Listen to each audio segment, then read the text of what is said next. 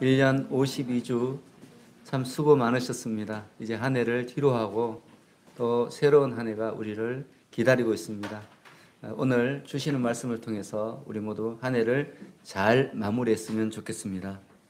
자, 하나님께서 지난 주일에 우리 성도들의 마음 안에는 우리가 성령의 인도하심을 따라 살지 못하도록 육체의 소욕이 계속해서 방해한다. 그렇게 말씀하셨습니다. 자, 그렇게 방해할 때 너희는 육체의 소욕을 따르지 말고 성령의 인도하심에 순종함으로써 율법의 정죄에서 벗어나라. 하나님께서 우리에게 그렇게 충고하셨습니다. 그리고 오늘 2021년 마지막 주일인데 오늘은 우리 하나님께서 육체의 일과 성령의 열매를 대조하시면서 우리들에게 육체의 일을 버리고 성령의 열매를 맺어라. 그렇게 말씀하고 계십니다. 그런데 오늘 본문에 보면 육체는 일이라고 말하고 성령은 열매라고 이렇게 말하죠. 그죠? 좀 다릅니다. 그런데 육체의 일, 육체를 왜 일이라고 말하는가 하면 육체의 일은 육체의 소욕에 따른 행위 그 자체에 대한 언급입니다. 그에 반해서 성령의 열매라고 하는 것은 성령의 인도하심에 따라 나타난 순종의 결과다. 그래서 맺어지는 그 결과이기 때문에 성령의 열매 이렇게 표현하고 있습니다. 그리고 육체의 일을 행한 그 결과, 그 열매는요, 21절 후반부에 보시면 이런 일을 하는 자들은 하나님의 나라를 유업으로 받지 못할 것이요 이렇게 말씀하고 있습니다. 그래서 육체의 일을 행하면 그 결과는 뭡니까? 오직 멸망당한다. 그것을 오늘 경고하고 있습니다. 자, 먼저 19절에 보시면 육체의 일은 분명하니 이렇게 말합니다. 여러분, 여기서 분명하다는 말은 공개적이다 이런 뜻입니다. 알려졌다, 명백하다 이런 뜻입니다. 육체의 일은 누가 봐도 분명하게 구별되는 악한 일이라는 거예요, 여러분. 제가 이걸 잘 몰라서 이런 악한 일을 했습니다. 그렇게 변명할 수 있는 그런 일들이 아니라는 거예요. 누구든지 보면 아, 이것은 악한 일이구나 하는 것을 깨달을 수 있는 그런 일이라는 거예요. 그러면서 19절부터 21절에 육체의 일들이 도대체 무엇이냐, 그것에 대해서 오늘 사도 바울은 크게 4가지 종류의 육체의 일을 나열하고 있습니다. 자, 가장 먼저 언급되는 3가지 음행, 더러운 것, 호색. 그냥 발음만 들어도 더럽죠, 그죠? 참 나쁜 것 같죠, 그죠? 근데 이 3가지는 순결과 반대되는 거예요. 우리 성도들은 순결해야 되는데, 근데 육체의 일은 어떻다고요, 지금? 음행과 더러운 것과 호색으로 나타난다는 거예요. 자, 이 3가지는 모두가 불법적이고 변태적인 어떤 성행위 이런 것을 나타내는 거죠. 음행은 뭐 동성애나 건친상간이나 수간이나 이런 매우 음란하고 비정상적인 성행위를 통칭하는 그 단어입니다. 그리고 더러운 것은 뭔가 하면 육체적으로 불결한 행위를 하는 것, 그것을 더러운 것 이렇게 말하고요. 호색은 절제하지 못하는 어떤 성적인 욕망, 음란한 것, 이런 것을 호색 이렇게 말합니다. 그런데 여러분, 이러한 사탄의 유혹은 매우 강력해요. 매우 강력합니다. 그래서 여기 한번 빠지면은 변태적인 성행위를 하면서도 전혀 양심의 가책을 느끼지 못합니다. 여러분, 동성애하는 사람들 보면 피켓 들고 무슨 행사까지 하지 않습니까? 전혀 부끄러워하지 않아요. 아주 자랑스럽게 생각하죠. 이게 사탄의 미혹이라는 거죠. 그래서 이런 데 한번 빠지면 양심의 가책을 느끼지 못하기 때문에 점점 더 깊이 중독되는 것입니다. 그래서 여러분, 우리는 이러한 것에 영향을 받지 않도록 아예 음란한 곳에는 가지 말아야 됩니다. 가면 당해요, 여러분. 가면 당합니다. 어떤 사람이든 거기 한번 발을 디디면 참 빼기가 힘듭니다. 그래서 여러분, 굉장히 큰 재벌들도 보면 마약이나 이런 데 중독된 사람 많죠, 그죠? 그분들이 뭐가 부족해서 마약에 빠지고 술에 빠지고 음란에 빠지고 왜 그러겠습니까? 한번 발을 들이면 아무리 부자라도 안 되는 거예요. 권력자도 안 되는 거죠. 그래서 여러분, 무슨 일이 있어도 음란한 곳에는 발을 딛지 마시기 바랍니다. 최선책이 가지 않는 것이래요. 자, 2번째는 뭔가 하면 우상숭배와 주술을 이야기합니다. 이것은 불신앙으로 인한 범죄예요. 우리가 신앙을 잃어버리면 뭐에 빠진다고요, 지금? 우상숭배에 빠지고 주술에 빠진다는 거예요. 우상숭배는 신이 아닌 것들, 거짓 신을 예배하는 행위고요. 주술은 약물 등을 사용한 마술적인 종교 행위예요. 지금 이 성경이 기록될 이 당시에는 어떤 약물이나 이런 것을 이용해서 사람들을 미혹했는가 봅니다. 그래서 수술 이렇게 말하고 있습니다. 그런데 이러한 사탄의 미혹에 빠지게 되면 이것도 마찬가지예요. 여러분 이단에 빠진 사람 보십시오. 못 빠져나오죠, 그죠? 신천지에 한번 들어가면 빠져나오는 거 진짜 힘듭니다. 그래서 빠져나온 사람이 간증을 한 정도예요. 그 정도로 빠져나오기 힘들어요. 그래서 이런 우상숭배나 주술도 마찬가지라는 거예요. 우리가 이런 곳에 빠지지 않으려면 딱 한 가지 방법밖에 없어요. 그건 뭔가 하면 하나님에 대해서 잘 알아야 돼요. 여러분 우상숭배나 이 이단에 빠지는 사람들을 대표적인 그 모습은 뭔가 하면 다 성경 공부하다가 많이 빠지거든요. 하나님에 대해서 잘 몰라서 하나님에 대해서 알고 싶어 하는데 그 알고 싶어 하는 그 마음에 욕망이 섞여져 있어요. 그 욕망을 자극해서 그 사람들을 이끌고 하는 게 이단입니다. 그 욕망 가운데 하나님 말씀 뿌리니까 이게 다른 복음이 되는 거죠. 그래서 다른 복음이 참 위험합니다. 왜냐하면 하나님께서 주신 복음은 참 우리가 지키기 힘든 거예요. 성령을 의지하지 않으면 되지 않아요. 근데 다른 복음은요, 자기가 노력하면 돼요. 노력하면 되기 때문에 아주 매혹적으로 내가 열심히 하면 되거든요.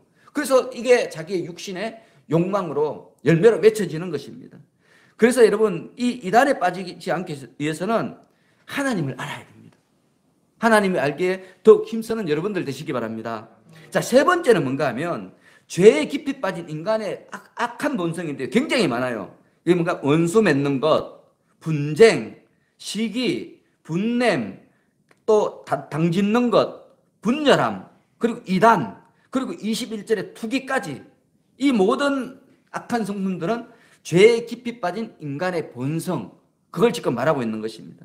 여러분 원수 맺는 것은 개인적으로 정하는 거죠, 그죠? 적대적인 관계를 맺는 거고, 이 분쟁은 뭔가 하면 우리 인간에게는 다투기를 좋아하는 기질이 있어요. 괜히 다투고 싶은 거예요. 죄에 빠진 인간의 가장 기본적인 마음이에요. 그래서 전쟁을 많이 벌이는 거죠. 서로 잘 이렇게 타협해서 서로 잘 나눠 먹으면 좋은데 그 인간들은 이상하잖아요. 힘만 생기면 뭐예요?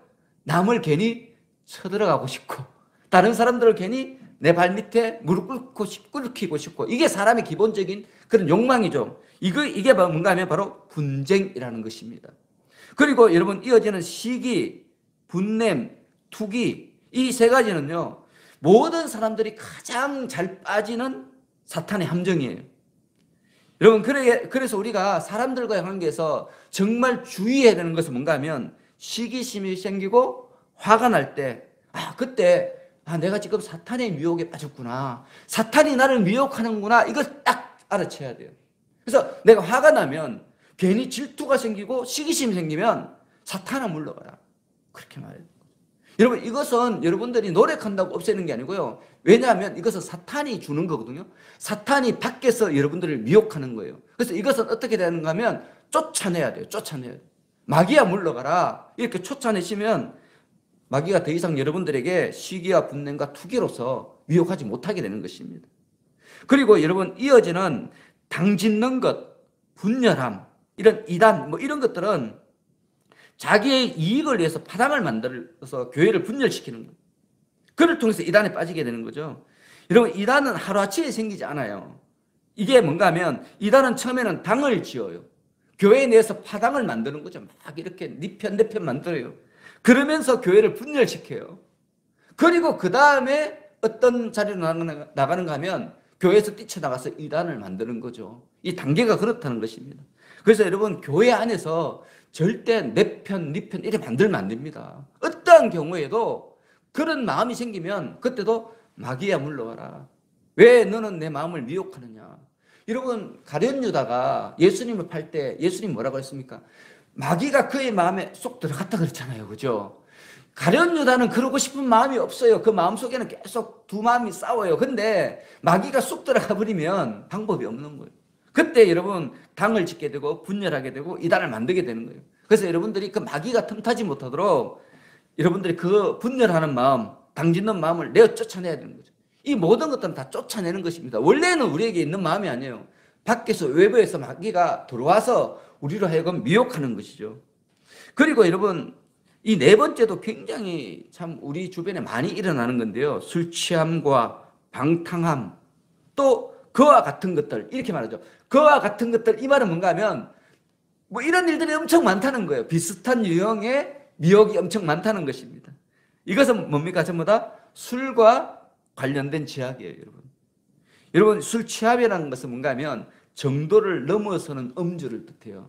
뭐 2차, 3차 막 가서 뭐 술을 먹었는데 그 전날이 기억이 안 나요. 이게 바로 오늘 본문에 말하는 술 취함이고요. 방탕은 뭔가 하면 밤 늦게까지 술 먹고 노래 부르고 막 노래방 가고 연애를 즐기고 술잔치를 하고, 이게 바로 방탕입니다. 오늘 본문에서 말하는 것.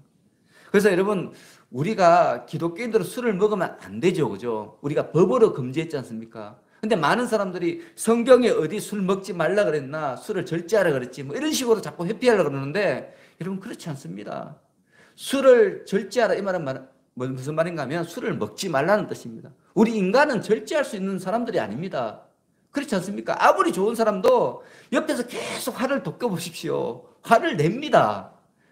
그렇지 않습니까? 아무리 정직한 사람도 계속 먹을 게 없어 봐요.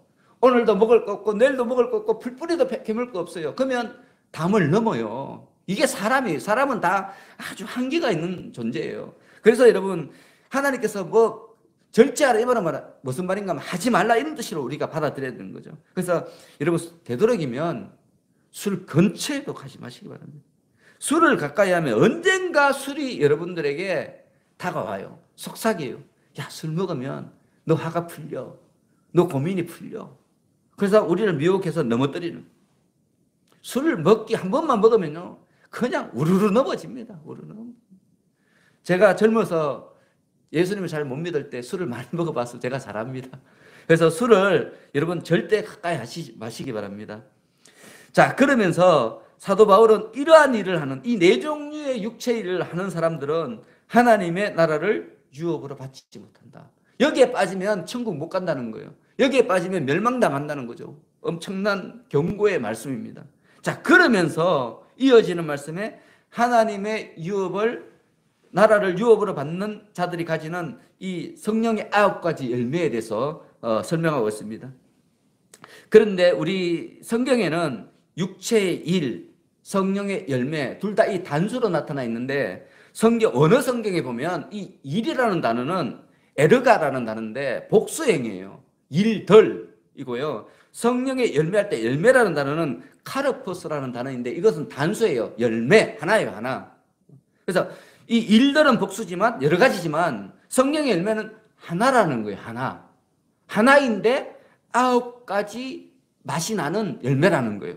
그래서 성령의 열매는 하나지만 그 열매 속에는 9가지, 지금 앞으로 이 사도 바울이 말하는 9가지 성품이 골고루 포함되어 있다는 것이에요.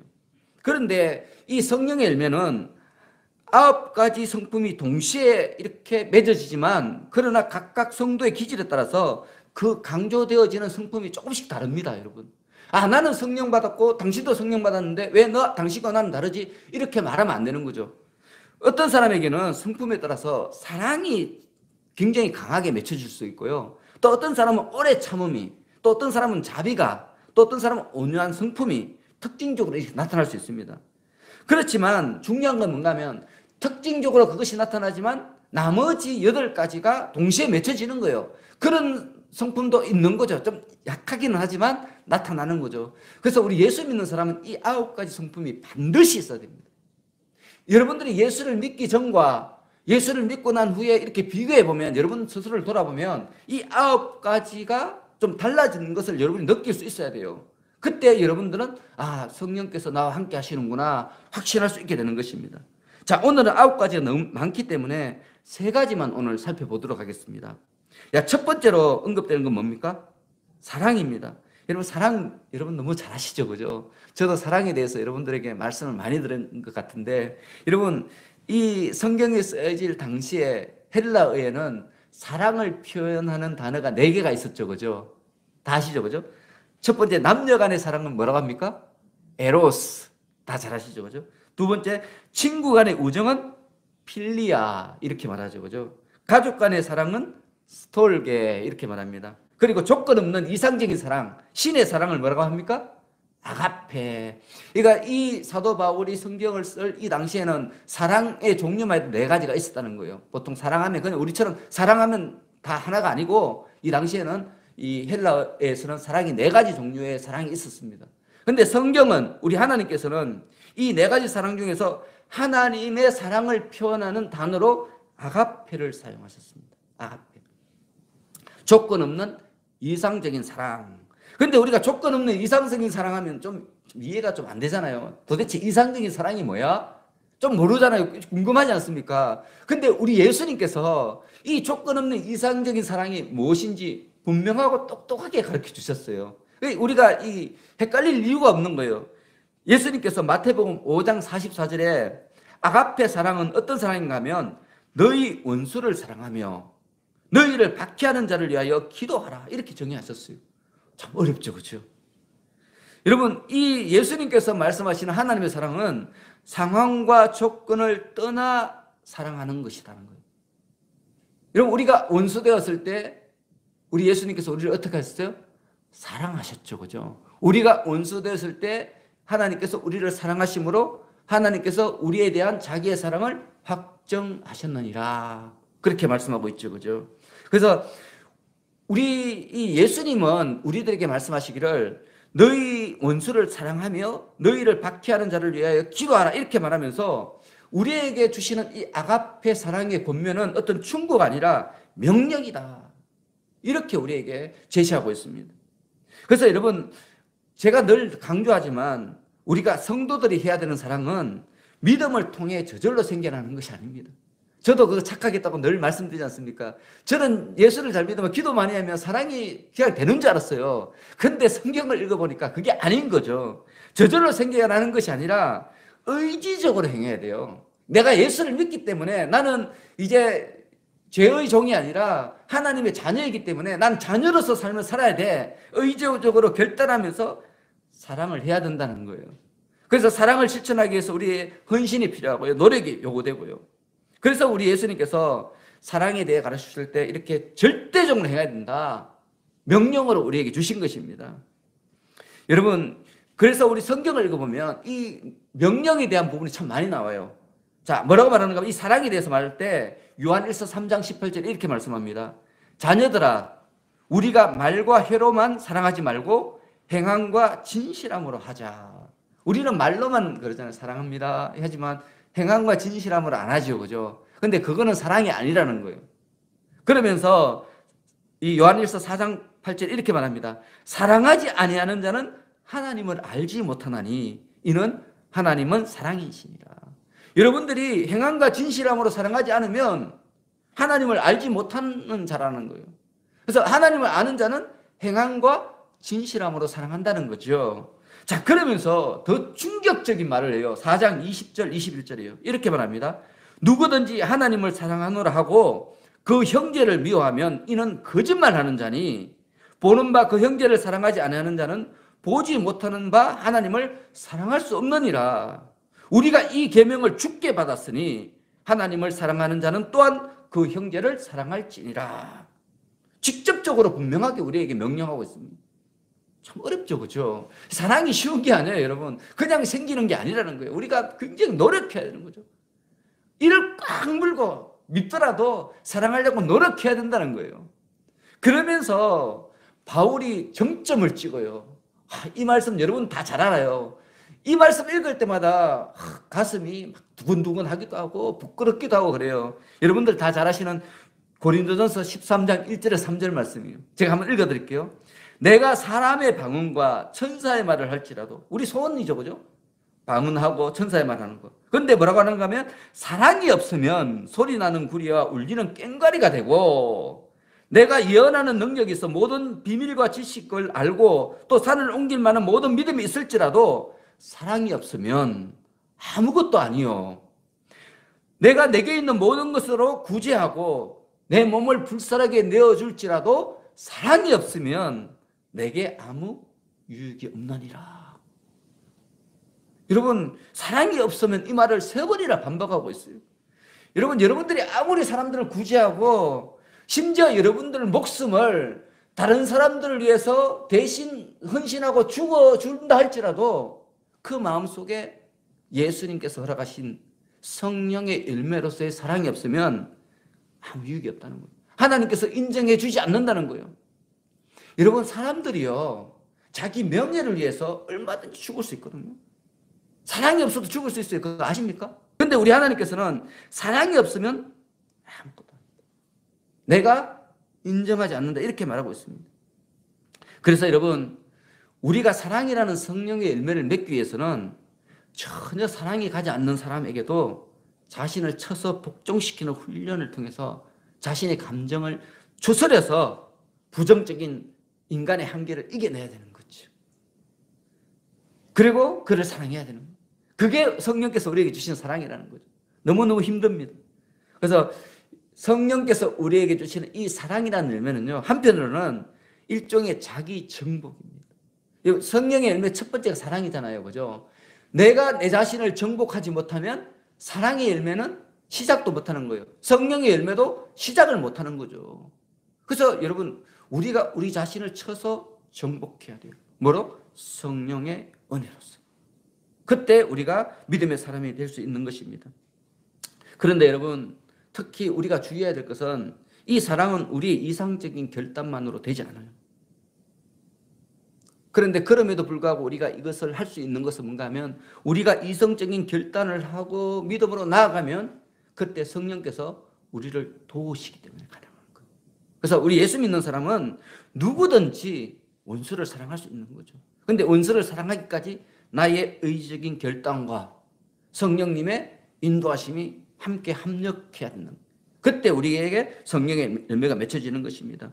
혹시 여러분 지금 사이에 여러분 마음 가운데 누구와 원수 맺고 있는 것이 있다면 오늘 그것은 육체의 열매죠. 그죠? 그것을 다 무너버리고 오직 여러분이 결심하시고 성령께 온전히 의지하심으로 모든 사람을 사랑하는 귀한 열매를 맺으시기를 예수님으로 축원합니다. 자, 두 번째 열매는 뭡니까? 희락입니다. 희락은 좀 어려운 단어죠. 그죠? 근데 희락은 쉽게 말하면 기쁨입니다. 똑같은 말입니다. 기쁨. 성령 충만한 사람은 사랑과 함께 열매를 맺어요? 기쁨의 열매를 맺는다는 것입니다. 그래서 데살로니가 5장 16절에 항상 기뻐하라. 네가 하나님의 사랑 가운데 있으면 성령께서 허락하시는 성령의 열매인 사랑 가운데 있으면 너는 기뻐할 수밖에 없다는 거예요. 기뻐할 수밖에 없다는 거예요. 근데 기뻐할 수밖에 없는데 어떻게 기뻐하는가 하면 항상 기뻐하라. 항상이라는 말은 뭡니까? 변함없다는 거예요. 변함없이 기뻐해야 되는 거죠. 그래서 성령의 열매로서 주어지는 이 기쁨은요, 주위 환경과 여건에 의해서 흔들리는, 변하는 그런 기쁨이 아니라 항상 기쁜 거예요. 항상. 상황을 넘어서는 기쁨이에요. 그래서 이런 기쁨에 대해서 성경이 많이 우리에게 말씀합니다. 여러분, 고린도서 12장 10절에 보면 이렇게 말합니다. 그러므로 내가 그리스도를 위하여 약한 것들과 능력과 궁핍과 박해와 공고를 기뻐하노니. 여러분 보십시오. 약한 것, 능력, 궁핍, 박해, 공고 얼마나 힘든 겁니까? 어떻게 이 속에서 기뻐할 수 있어요? 근데 우리가 하나님의 사랑을 받고 성령님께서 허락하시는 성령의 열매로서의 기쁨의 열매를 맺게 되면 그런 가운데서도 기뻐할 수 있다는 거예요. 그러면서 사도 바울이 뭐라고 고백하는가 하면 이는 내가 약할 그때에 강함이라. 이게 성도가 가져야 되는 성령의 열매로서의 기쁨이라는 것입니다. 그러면서 골로새서 1장 24절에 이렇게 말합니다. 나는 이제 너희를 위하여 받는 괴로움을 기뻐하고. 자, 여러분을 괴롭게 하는 사람이 있습니까? 근데 성령의 열매를 소유한 사람은 어떻게 해요? 여러분들을 괴롭게 하는 그 괴로움으로 인해서 기뻐한다는 거예요. 이 사도 바울의 고백입니다. 사도 바울이 거짓말 하지 않겠죠. 그죠? 우리에게 거짓말 하겠습니까? 이 진심을 이야기하고 있는 거예요.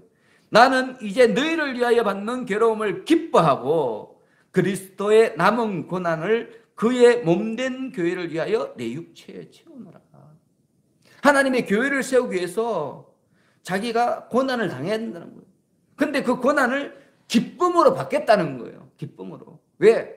자신은 성령의 열매로서 기쁨을 가지고 있는 자이기 때문에 그렇다는 거죠. 그래서 성령의 열매로서의 기쁨은 상황과 여건을 넘어서는 기쁨입니다. 여러분 지금 기쁘십니까? 아멘, 아멘. 여러분은 성령의 열매로서의 기쁨을 소유하고 계신 것입니다. 여러분, 특히 이 성령의 열매로서 기쁨이라는 이 열매는요, 항상 있잖아요, 항상. 이 말은 뭔가 하면, 우리 하나님께서는 변함이 없으신 분이다 하는 것을 또 나타내는 그런 열매이기도 합니다. 우리 하나님도 전혀 변함이 없잖아요. 항상 우리를 사랑하시잖아요. 절대 우리를 포기하지 않으시는 분이죠, 그죠? 그래서 세상에 있는 모든 것들은 변해요, 여러분. 제가 부모인데 저도 가끔씩 우리 아이들이 미울 때가 있거든요. 이게 부모, 우리 아들을 위해서 목숨도 버릴 수 있어요. 진짜 그래요. 만약에 우리 아들을 위해서 내가 죽어야 되면 오늘도 죽을 수 있습니다. 그만큼 제가 아들을 사랑하거든요. 근데 순간적으로 미울 때가 있어요. 근데 제가 이해가 안 돼요. 나는 우리 아들을 진짜 사랑하는데 왜 제가 밉지? 그런 생각이 들 때가 참 많아요. 그러니까 우리 인간은요, 자꾸 변해요. 결심해도 변한다니까요. 이게 인간이에요. 근데 우리 하나님은 변하지 않았어요. 우리가 탕자처럼 집을 뛰쳐나가도, 우리 하나님을 막 미워한다고 말해도 하나님은 꿋꿋이 우리를 사랑하시고 기다리고 계세요. 우리가 돌아오기를 기다리고 계신 거죠. 그래서 우리가 변하지 않는 하나님의 사랑 가운데 우리의 마음을 계속 두고 있으면 우리의 기쁨은 결코 흔들리지 않습니다. 우리가 기쁨이 흔들리는 이유는 뭔가 하면, 우리의 기쁨의 이유를 하나님께 두지 않고 무엇에 두고 있어요? 육체의 일에 기쁨을 두고 있기 때문에 우리가 흔들리는 거예요. 그래서 여러분, 우리가 하나님만을 바라보고 성령께서 주시는 그 성령의 열매로서의 기쁨을 딱 붙들고 있으면, 빌립보서 4장 4절에 이렇게 말합니다. 주 안에서 항상 기뻐하라. 주 안에 있을 때 우리가 진정한 기쁨을 누릴 수 있다는 것입니다. 자, 그렇다면 여러분, 오늘 21년을 지나는 이 마지막 날에 하나님께서 여러분들이 묻습니다. 여러분들은 삶의 기쁨의 근거를 어디에 두고 있습니까? 오늘 물으시는 거죠. 사라지고 변하는 것들에 두지 말고 하나님 안에 두라는 거예요. 변하지 않고 시들지 않는 성령의 열매인 기쁨의 열매를 날마다 풍성히 거두라는 거예요. 오늘 마지막 날에 우리에게 이런 소망을 주시는 것입니다. 자, 그러면서 세 번째로 뭘 주십니까? 화평. 화평은요, 이게 참 중요한 말인데요. 이 화평은 하나님과 사람과의 화평이고요. 두 가지를 얘기해요. 이게 수직적인 화평이에요. 하나님과 사람과의 화평. 그리고 또 수평적인 화평을 포함합니다. 사람과 사람과의 화평. 자, 성령의 열매로서 우리가 화평의 열매를 맺게 되면 하나님과 먼저 화평하게 되고요. 그 화평으로 인해서 사람과의 관계에서도 화평하게 되는 거예요. 분쟁이 없다는 거예요. 완전히 하나로 일치된다는 것입니다. 그래서 이 성령의 열매의 화평은요, 오직 예수님 안에서만 이룰 수 있는 화평이에요. 예수님 안에서. 예수님을 사랑하는 그 마음에서 딱 벗어나면 이 화평은 탁 사라지는 거예요. 내 마음속에 예수님의 그 가르침이 탁 사라지는 순간 우리는 이 화평을 잊어버리게 돼요. 우리가 어떤 사람을 대할 때 예수님의 가르침에서 벗어난 행동을 하게 되면 그 사람과 나의 관계에서 화평은 사라지게 됩니다. 그래서 여러분, 에베소서 2장 14절에 이렇게 말씀합니다. 그는 우리의 화평이신지라. 그는 누구예요? 예수님. 예수님은 우리의 화평이신지라 둘로 하나를 만드사 중간에 막힌 담을 하시고. 여러분과 누군가 막힌 담이 있잖아요. 그러면 그 사이에 누가 계시면 돼요? 우리 예수님이 계시면 막힌 담을 어떻게 돼요? 허물어 주신다는 거예요, 여러분. 여러분들이 예수님을 딱 의지하고 미운 사람 앞에 딱 나가면 그 미운 사람에게 막혀있는 이 미움의 담은 누가 무너뜨려요? 예수님께서 무너뜨려 주시는 거죠. 여러분이 하는 게 아니에요. 예수님께서 해주시기 때문에 우리가 가능한 거죠. 우리는 그 담을 무너뜨릴 방법이 없어요. 무너뜨릴 방법이 없기 때문에 미워하는 거죠. 그죠? 여러분, 아무리 사랑하려 해도 사랑 안 되는 사람 있죠. 그죠? 저도 그래요. 왜냐하면 나는 그 정도 능력밖에 안 되는 자이기 때문에 그런 거예요. 근데 모든 막힌 담을 허무시는 우리 예수님을 중재자로 모시고 가면 그 사람이 사탄의 인을 받던 사람이 아닌 이상, 여러분, 사탄의 인을 받은 사람은 절대로 안 됩니다. 이거는 안 됩니다. 가룟 유다가 안 됐잖아요. 우리 예수님 3년 동안 따라다녀도 결국에는 사탄의 자식으로 남았잖아요. 그런 사람은 안 돼요. 그런 사람은 어쩔 수 없고, 그렇지 않은 모든 사람은 담이 무너지고 주님 앞으로 돌아오는 거예요. 다 되는 건 아닙니다, 여러분. 실망하지 마십시오. 여러분이 아무리 전도해도, 아무리 사람을 베풀어도 안 되는 사람이 있어요. 그는 사탄의 자식이에요. 안 되는 거예요. 그런 자들은 쫓아내야 되는 거예요. 갈랐어야 되는 거죠. 그런데 그렇지 않은 모든 사람은 우리 예수님께서 막힌 담을 흘러주신다는 거예요. 그래서 우리 예수님께서 이런 말씀하셨어요. 화평하게 하는 자는 복이 있나니 그들이 하나님의 아들이라 일컬음을 받을 것이며. 자, 여기서 아들이라는 말 때문에 우리 자매님들 참 섭섭해하는데, 이 당시에는 아들이라는 말밖에 쓸 수가 없었어요. 왜냐하면 여성분들이 지위가 너무 낮았기 때문에 설득력 있게 하려면 아들이라는 단어를 쓸 수밖에 없었어요. 근데 우리는 아들로 해석하면 안 됩니다. 아시죠? 그죠? 여기는 아들도 있고 딸도 있고, 그래서 화평하게 하는 자는 복이 있나니 그들이 하나님의 아들과 딸이 될 것이요 딸과 아들이 될 것이요, 이런 뜻입니다. 우리 그렇게 해석해야 됩니다. 아시겠죠? 그죠? 자, 이 말은 뭡니까? 화평하게 하는 자들만이 하나님의 자녀가 된다는 거예요. 여러분이 화평하게 하는 자가 아니라면 여러분은 하나님의 자녀가 아니라는 거죠. 예수님이 단정하시는 거예요. 하나님의 자녀가 되려면 화평하게 하는 삶을 살아야 된다는 말입니다. 그래서 히브리서 12장 1절에 이렇게 말합니다. 모든 사람과 더불어 화평함과 거룩함을 따르라. 이것이 없이는 아무도 주를 보지 못하리라. 모든 사람들과 화평함과 거룩함을 나누지 못하는 사람은 주를 보지 못한다는 말은 뭔가 하면 천국에 못 간다는 말이에요. 무서운 말이죠. 그죠? 무서운 말이에요. 그래서 여러분, 우리가 성령의 열매로서 맺어지는 화평을 가지면 어떠한 형편과 처지에서도 이웃과 바른 관계를 유지할 수 있다는 거예요. 다른 말로 하면 우리 성도들에게는 이웃과 서로 화평해야 되는 의무가 있다는 거죠. 그래서 여러분, 지금 여러분들 주위에 한번 관계를 한번 살펴보시기 바랍니다. 과연 나는 화평한 관계에 있는가? 화평한 관계에 있는가? 그래서 먼저는 나 자신부터 내가 하나님과의 화평의 관계가 있느냐, 그걸 살펴봐야 되고요. 그 다음에 두 번째로 우리 가족과의 관계에서 내가 화평한가. 제가 늘 가족을 강조하잖아요. 그죠? 근데 제가 예전에는 몰랐어요. 여러분, 나는 가족이 이렇게 중요한 줄 몰랐거든요.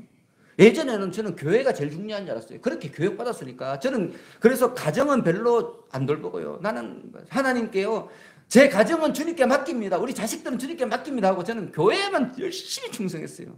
그런데 성경을 계속 읽어보니까 아닌 거예요. 아닌 거예요. 첫 번째는 내 자신을 사랑해야 되고, 내 자신이 먼저 하나님과 화평해야 되고, 두 번째는 그게 이루어질 때 우리 가족이 화평할 수 있는 거죠. 그래서 가족이 진짜 중요하다는 걸 그때 깨달았어요. 근데 이게 깨달은 게 목사가 되고 난 뒤에 깨달았어요. 그리고 우리 가족이 화평하게 되면요, 그 다음에 자동으로 되는 게 뭔가 하면 교회의 화평입니다. 여러분 생각해 보시기 바랍니다. 여러분이 다 화평한 가정들이에요. 모든 가족이 너무 사랑해요. 사랑 못해서 안달이에요. 그런 사람들이 교회에 왔어요, 서로. 그럼 어떻게 되겠습니까? 교회가 막 사랑이 넘칠 수밖에 없죠. 자동으로 되는 거예요. 그냥 되는 거예요. 그래서 교회의 화평의 가장 근본은 뭔가 하면 나 자신의 화평이에요. 그래서 여러분들이 하나님과 화평을 가지시고, 그리고 그 화평으로 여러분 가정들과 가족들과 화평을 누리시고, 그리고 난 뒤에 모든 가족들 함께 모여서 하나님을 예배하고 하나님 영광을 위해서 이제는 어디 나가야 됩니까? 이웃들에게 나가야 되는 거예요. 내가 하나님과 화평, 우리 가정이 하나님과 화평, 그 다음 우리 교회가 하나님과 화평, 그 다음에 전도예요, 여러분. 그래서 너희에게 성령이 임하시면, 이렇게 말한 거죠. 우리 예수님은 야, 너 예수 믿으면 무조건 땅끝까지 이르러 복음 전해, 이렇게 말씀하지 않았다는 거예요. 뭘 해야 돼요? 너희에게 성령이 임하시면. 자, 성령이 임하면 우리가 뭘 맺게 돼요? 성령의 열매. 그 중에서 오늘 세 번째 뭐가 맺혀요? 화평. 그래서 여러분, 우리가 이웃과 나 자신과 우리 가족과 그리고 하나님과 화평을 이루고, 또 그 관계에서 아무런 끄리낌이 없다면, 확신된다면, 그때 여러분들은 비로소 복음의 일꾼, 세상적인 의도로 말하면 피스메이커, 평화를 만드는 사람이 되는 거죠. 그래서 오늘 2021년 보내면서 우리 하나님께서 우리에게 말씀하시는 게 이겁니다. 너희가 육체의 일들은 이제 다 버리고 성령의 열매 중에서 특히 사랑과 기쁨과 화평의 열매를 맺어라. 이것을 맺고 2022년을 시작하라. 오늘 말씀하시는 거예요. 그리고 2021년 첫 번째 주일에 이제 2021년을 살아가기 위해서 우리는 무슨 열매를 가져야 될지 우리 주님께서 말씀하실 거예요. 또 그 말씀을 듣고 우리가 2022년을 힘내서 걸어가면 되는 것입니다. 그래서 오늘 주신 말씀을 여러분 가슴 깊이 새기고 성령의 열매를 풍성히 맺는 여러분들 되시기를 예수님의 이름으로 축원합니다. 자, 기도하겠습니다. 하나님 아버지, 오늘 2021년 마지막 주일에 육체의 일들과 성령의 열매 세 가지를 살펴보았습니다. 다가오는 2022년에는 육체의 일을 멀리하게 하시되 성령의 열매를 맺게 힘쓰는 저희들이 되게 하여 주옵소서. 그러나 이 가운데 저희들 것은 하나도 없음을 고백합니다. 모두가 다 하나님께서 주셔야 저희들이 소유할 수 있는 것임을 고백합니다. 저희들 모두 성령 충만한 삶을 살아가면서 이 열매들을 풍성히 맺어 복음의 증인으로서 또한 하나님의 사랑을 받는 자녀로서 살아갈 수 있도록 인도하여 주옵소서. 예수 그리스도 이름으로 기도합니다. 아멘.